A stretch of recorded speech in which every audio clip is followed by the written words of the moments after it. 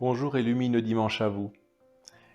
Dernièrement, une personne qui me suit sur Internet m'a demandé de préparer une petite vidéo sur le thème de la souffrance. C'est une personne qui vit de grandes souffrances et elle m'a dit, mais est-ce qu'on peut en parler un peu?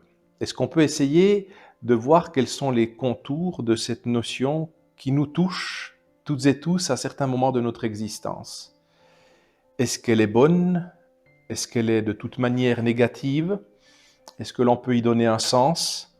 Dans le fond, quels sont les contours à cette souffrance? Alors permettez-moi tout d'abord de dire qu'il y a deux notions de souffrance et de style de souffrance. La souffrance physique et la souffrance psychologique ou spirituelle. Et des fois, les deux peuvent se conjuguer. Et là, c'est un mélange explosif. Il y a la souffrance physique qui peut être due à une maladie, à un traumatisme corporel, à un accident. Et puis cette souffrance-là, aujourd'hui, la médecine la maîtrise relativement bien et peut en atténuer les contours et en diminuer les symptômes. Mais la souffrance psychique ou spirituelle est là d'un tout autre ordre. On pourra, à l'aide de certains médicaments, anesthésier quelque peu les acuités psychologiques ou spirituelles. Mais on ne pourra jamais la soigner, celle-ci, avec une thérapeutique classique. Parce que cette souffrance-là, c'est une souffrance qui se soigne uniquement par une guérison spirituelle, par une libération spirituelle, par trouver un sens à sa vie. Et cette guérison de l'âme demandera véritablement un accompagnement dans la notion de la foi et de la religion. Et dans cette souffrance-là, il y a une chose à comprendre. Il y a eu certaines époques où la souffrance de l'ordre physique et spirituel était vue comme quelque chose de beau à vivre et qui pouvait nous faire rejoindre véritablement le Christ et dans le fond accéder à la béatitude. C'était ce qu'on appelait le dolorisme. Et plus on souffrait, plus en même temps Dieu nous aimait. C'était une abomination de voir ça. La souffrance est à comprendre comme le mal. De toute façon, toute souffrance est quelque chose de négatif, est quelque chose qui n'est pas de l'ordre du divin, n'est pas quelque chose de voulu. Et la souffrance en tant que telle doit être vue dans cet aspect-là. Mais il y a une souffrance qui peut être vue comme un regret, comme une contrition, comme une compassion.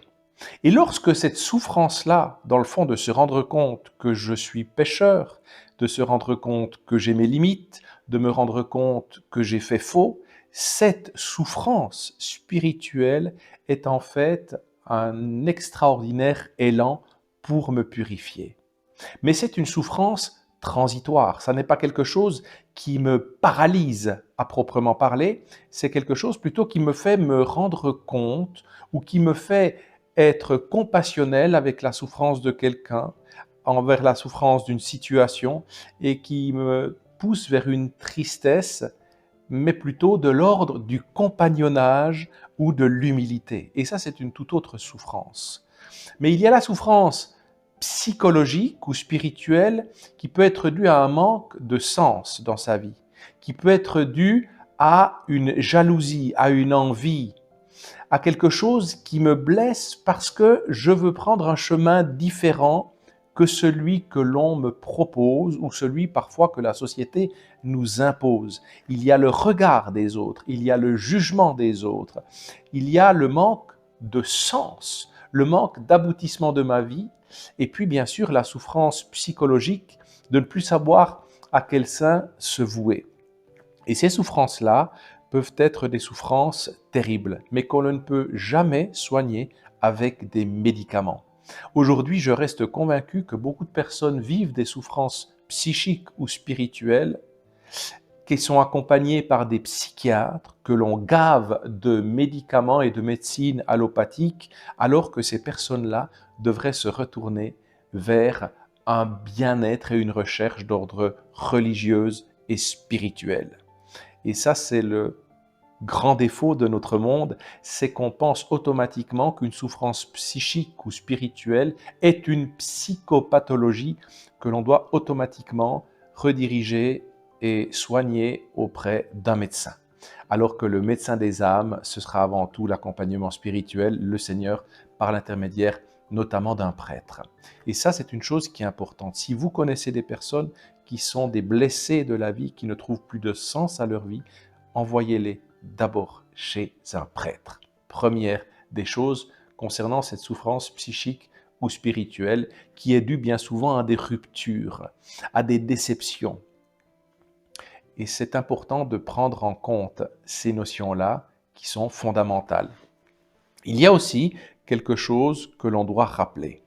On ne peut pas tout excuser dû à une souffrance. Nous trouvons souvent des situations, même dans des tribunaux, de personnes qui ont fait du mal ou des personnes qui veulent du mal à d'autres et on les excuse en disant ces personnes-là ont souffert. Je pense que tout un chacun dans sa vie a souffert à un moment donné, parce que la vie est faite aussi de souffrances, vu que nous sommes confrontés dans notre création et après la chute du péché originel, à des êtres imparfaits, à des êtres qui se font du mal, bien gré, mal gré. Et donc dans cette notion de communauté imparfaite, on se fait du mal, on se blesse, et les personnes aboutissent à des souffrances. Elles peuvent parfois être physiques, mais elles sont bien souvent spirituelles, psychiques.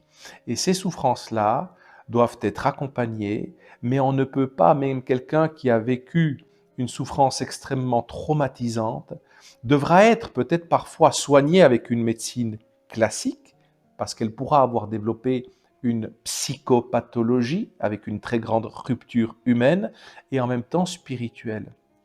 Mais cette personne-là ne pourra jamais être excusée, par exemple, de vouloir faire souffrir d'autres, de vouloir faire du mal à d'autres. Là, ce serait uniquement donner crédit et continuer à exacerber la notion de souffrance dans notre monde. Lorsqu'on a souffert, on se fait accompagner pour comprendre l'origine de la souffrance, pour la distiller, pour l'intégrer, pour la dépasser, et que cette souffrance, vue comme une faiblesse, puisse devenir à son tour une force. Ça pourra prendre beaucoup de temps. Mais aujourd'hui, cette notion est fondamentale de comprendre qu'il y a des ruptures dans notre vie qui ont abouti à des très grandes souffrances qui ne pourront jamais être avancées pour tout pardonner le mal que l'on va faire, pour essayer d'expier cette notion de rupture en soi. Et aujourd'hui, c'est important dans notre monde de dire, ça n'est pas parce que j'ai souffert que je dois faire souffrir. Ça n'est pas parce que j'ai souffert qu'on doit me passer tous mes caprices et qu'on doit comprendre pourquoi je suis en colère, pourquoi j'ai envie d'en vouloir à autrui, de faire du mal à autrui ou de ne plus croire en Dieu. Et ça, je crois qu'il faut bien séparer les choses. On ne peut pas tout excuser en argumentant la souffrance. Avoir souffert ne nous appartient pas, mais continuer de souffrir, oui, ça nous appartient. Aujourd'hui, on ne pourra pas dire « on m'a fait tellement de mal, on m'a tellement écrasé, on m'a tellement humilié qu'aujourd'hui, je suis un humilié. » Et je reste dans cette idée d'humilié, je me fige dans cette idée d'humilié. À ce moment-là, ça voudrait dire que je donne crédit et je continue le mouvement des personnes ou des situations qui ont créé en moi cette souffrance et cette rupture. À ce moment-là, c'est que je deviens moi-même un bourreau envers moi-même. Décider de continuer de souffrir nous appartient. Avoir souffert ne nous appartient pas. Donc, quel sens je vais donner à ma souffrance? Quel échappatoire je vais lui donner? Quel levier, quel fondement et quelle force je vais lui donner pour qu'elle puisse être un tremplin, peut-être pour rejoindre celui qui est lui-même dans la souffrance. Lorsqu'on a vécu, lorsqu'on a ressenti une immense souffrance dans sa vie, on pourra avoir une parole beaucoup plus incarnée envers un être en souffrance. Mais vouloir rester dans la souffrance, vouloir continuer de se faire plaindre dans la souffrance ou de vouloir faire souffrir l'autre n'a rien de divin, mais a quelque chose de l'ordre du diabolique. C'est un choix que nous avons à poser aujourd'hui. Nous souffrirons toujours dans notre monde parce que notre monde est imparfait et bien souvent imprégné par un esprit de tentation et de division. Mais aujourd'hui, à partir de là, est-ce que je transmets comme patrimoine d'espérance plutôt le désespoir en disant « je souffrirai toute ma vie » ou le message d'espérance extrême comme l'a vécu Jésus sur la croix. Père, pardonne-leur, ils ne savent pas ce qu'ils font. Et donc nous sommes encore là. S'ils savent ce qu'ils font, faisons tout pour leur faire prendre conscience de leur erreur, pour essayer d'aller vers le chemin du pardon, qui est le chemin le plus difficile, vous le savez, le chemin du pardon, mais le chemin de la correction fraternelle. Rediriger, espérer, corriger. Aujourd'hui, c'est une notion très importante. Mais prendre les choses là où elles sont et les laisser là où elles sont n'a rien de valorisant. Aujourd'hui, continuons de croire que toute souffrance n'a aucun sens, mais toute souffrance peut trouver peut-être une échappatoire. Quel sens je donne à ma souffrance aujourd'hui? Et est-ce que ma souffrance, comme compassion de la vie du Christ, de la souffrance d'autrui, n'est pas un formidable élan d'espoir? Que celui qui a des oreilles entende.